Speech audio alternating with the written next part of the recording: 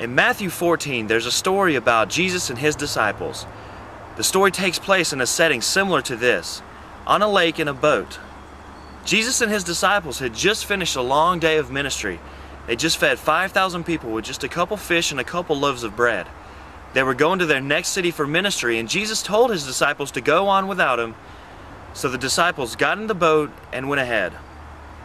In the middle of the night, they were a long way off the shore, and Jesus was on his way to get to them. The only way Jesus could do this is by walking on water, so that's exactly what Jesus did. It was the middle of the night, and the disciples had just woken up, and they looked out and saw Jesus walking on the water. They didn't know who he was. They thought he might even be a ghost. So naturally they were terrified. They responded just how we would if we saw someone walking on the middle of the water out in the middle of the lake. They were terrified, and Jesus knew this. Jesus knew them, and Jesus knew their response. So Jesus, knowing their response and knowing their heart, said to them, "Don't be afraid, it is I." And Peter, perhaps one of the most faithful disciples, said to Jesus, "Lord, if it is you, tell me to come to you, and I will come to you." And Jesus said, "Come to me." And Peter, in the middle of fear, and in the middle of doubt, and in the middle of the night, stepped out of the boat onto the water and walked towards Jesus. I'm sure Peter was afraid. I'm sure he was terrified. But he set his eyes firmly on Jesus and began to walk on the water towards him.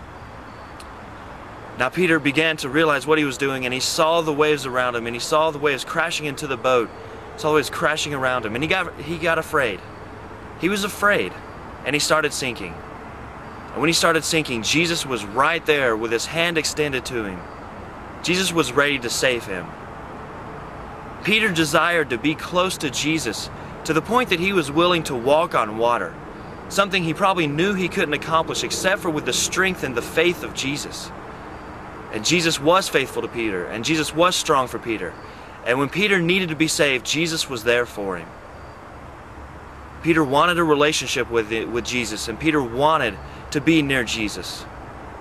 And in the same way, it's important that all of us want to be near Jesus. This is important for us to want a relationship with Jesus, to desire Jesus so much that we're willing to walk on water just to get to him.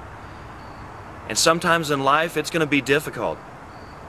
We're going to have to search for Jesus in the middle of hardships, in the middle of broken relationships, in the middle of tough life situations. And it's going to be a lot like stepping out on the water. But Jesus is there for us. Jesus is strong for us. And Jesus is faithful to us. And while there might be great risks, there's also great rewards when we try to follow Jesus in the middle of everything and in the middle of hardships. When we step out of the boat and walk towards Jesus, we'll grow in our relationship with him like we never have before. There's going to be fear, there's going to be doubt, and there's going to be hard times. But just like Peter, it's important to step out of the boat and walk towards Jesus. What's keeping you in the boat?